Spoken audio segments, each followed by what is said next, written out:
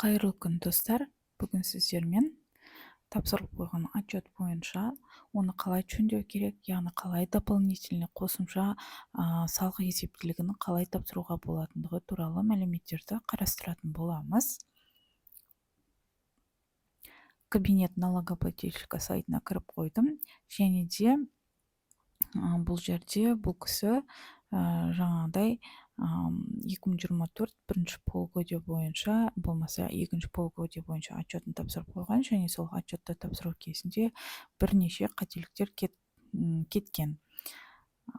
Яғни екінші полугодие бойынша 3 миллион доходты 3 миллион 967 мың деп көрсетіп қойған. Және де бұл жерде қалай бірнеше мысалдармен айтатын боламын, қалай дополнительный отчетпен қалай жөндеуге болатындығы туралы. Сондықтан видеоның соңына дейін қараңыздар. Ең алдымен формы налоговой отчетности, заполнение новой формы, болмаса настройка списка формға кіріп, өздеріңіз 2024 жыл бойынша отчетты таңдайсыздар. Екінші полугодие не ведет бухгалтерский учет. Вид декларации бұл жерде біз дополнительный қосымша салық есептілігі резидент жаңағы 3 миллион 967 мың доход көрсетіп қойды дедім, ме? Ол кісіде по факту болу керек еді. Жаңағыдай ол кісі артық, мысалы 1 миллион артық көрсетіп қойды делге. Получается, мінекей қараңыздар, мына жерде налоговойдың көзіне 3 миллион 967 мың болып көрініп тұрады, ал сізде 1 миллионды бұл жерде артық жазып қойдыңыздар. И получается, біз мына жақта минус 1 миллион деп көрсететін боламыз. Осылай артық сумманы осылай минус деп көрсетесіздер. Тағы да 1 миллион басқа счетына, получается, басқа счетына болмаса рекассасына тағы да артық 1 миллион болатын болса, доход түскен болатын болса, плюспен 1 миллион қылып көрсету қажет болады. Себебі налоговыйға ол бізде уже лицевой счетында көзіне 3 миллион 967 мың болып көрініп тұр. Минусовать ететін сумма болатын болса, минус қылып көрсетесіздер. Яғни, ал плюсовать ететін артық жаңағыдай доход болатын болса, онда осылай плюспен көрсетесіздер. Және де мына жерде минуспен көрсеткен кезде бізде налогымыз 1,5% ИПН-ге және социальный налогқа төленетін болады. Мына жерде көріп тұрғандарыңыздай бізде ИПН көрініп тұр, ал социальный налогты сумма көрініп тұрғанда мына жерде өздеріңіз вручную есептеп формуласы бойынша алып тастауларыңыз қажет болады. Бұл жер түсінікті болды деп ойлаймын сіздерге. Енді қараңыздар, мына жерде ол кісі 595 мың зарплата көрсетіп қойды.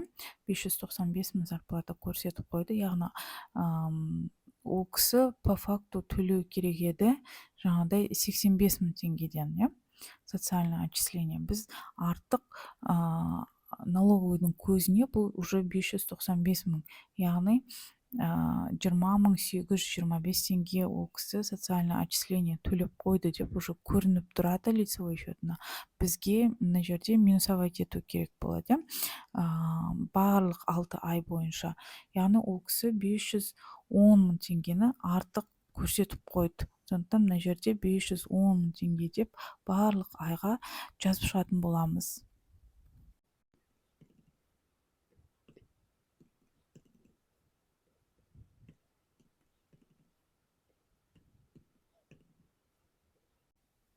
Мінекей. Қазір екінші бетке өтіп көрсететін боламын. Мінекей жаңағы 20,825 теңгеден 17,850 теңгені минусовать етіп тастаған кезде сіздердің лицевой счеттарыңыз бойынша 2,975 теңге жаңағы социальный отчисление бойынша көрініп тұратын болады. Егер де осы жаңағыдай полный сумманы жазып тастайтын болсаңыздар, онда налоговыйға ол мысалдай жаңағыдай төлеп тастаған сияқты болып көрініп тұрады қазір. сіздерге қазір мына жақтан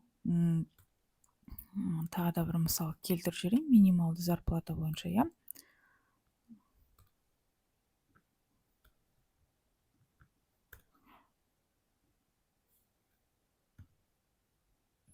$85.000 деп алдыңғы отчетты көрсетіп қойдыңыздар, иә. Барлық айларға 85.000 қылып көрсетіп қойдыңыздар делік.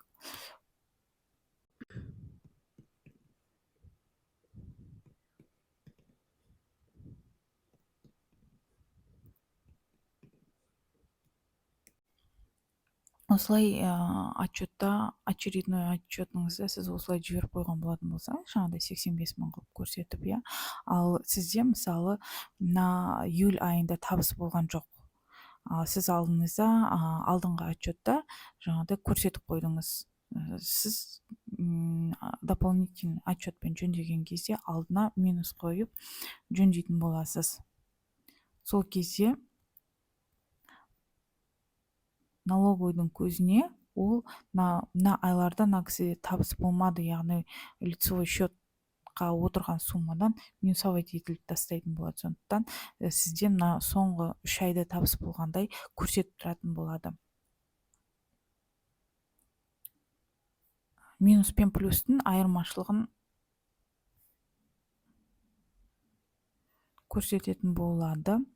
Және де сіз 85.000 көрсетіп қойдыңыз, бірақ сіздің зарплатаңыз мысалы 150 мыңнан жіберіп қойдыңыз, бірақ сіз отчетта 85.000-нан көрсетіп қойған болатын болсаңыз, 65.000 сіз жаңағыдай мына жақта разницасын көрсетуіңіз қажет болады. Көбісі бізде шатасып жатады, жаңағыдай полный 150.000-ды көрсетіп қойып. Мысалы, мына 3 айда сіз 150.000 зарплатадан, ал мына 3 айда 85.000 зарплатаны көрсеттіңіз, иә, алдыңғы отчетта. Алдыңғы отчетта, точнее, барлық айға сіз 85.000 қылып көрсетіп қойдыңыз, по факту сіз төледіңіз мына алдыңғы 3 айында, иә, июль, август, сентябрь айларына сіз 150.000 айлық көрсетуіңіз керек еді. Себебі сіз отчислениені осылай жібердіңіз. Тек қана разницасын, осы жерде шатасып кетпеңіздер, достар, тек қана разницасын көрсетеміз. Көбісі сол жаңағыдай шатасып жатады. 150.000 болатын болса, 150.000 бәрін көрсетіп тастайды да, алдыңғы отчетыңызда сіз уже 85.000 теңгені көрсетіп қойдыңыз, и 150.000 теңгені сіз мына жақта қосып жүрсеңіз, сізде как будто 235.000 зарплата сияқты ол көрінеді. Тек қана разницасын ғана көрсетеміз, достар. Осы жерден шатасып кетпейміз. Қазір екінші бетіне өтіп, міне 2275 теңге осылай сізге жаңағыдай разницасын есептеп беріп тұратын болады.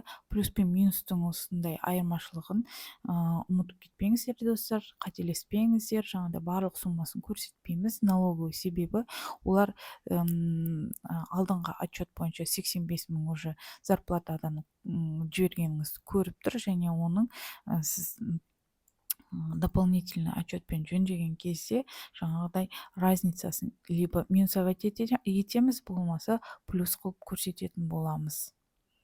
Және 4-ші бетке өтіп, мына жерде өздеріңіздің ипларыңыздың және место жительства пропискаңыз бойынша УГД кодтарыңызды жазасыздар. Не тура сол сияқты сіздің жұмысшыларыңызда да артық төлемдер болмаса, керісінше жаңағыдай минус көрсету керек суммалар болатын болса, дәл осы сияқты минус сумманы көрсетіп, УГД кодтарыңызды жазып, проверить заполнение батырмасын басып, отправить в УГД батырмасын басып, өздеріңіздің ЭЦПларыңызды таңдап жіберетін боласыздар. Бүгінгі видео сіздерге пайдалы болды деген ойдамын. Сондықтан лайк басып, комментарий жазып, менің арнама жазылуды ұмытпаңыздар.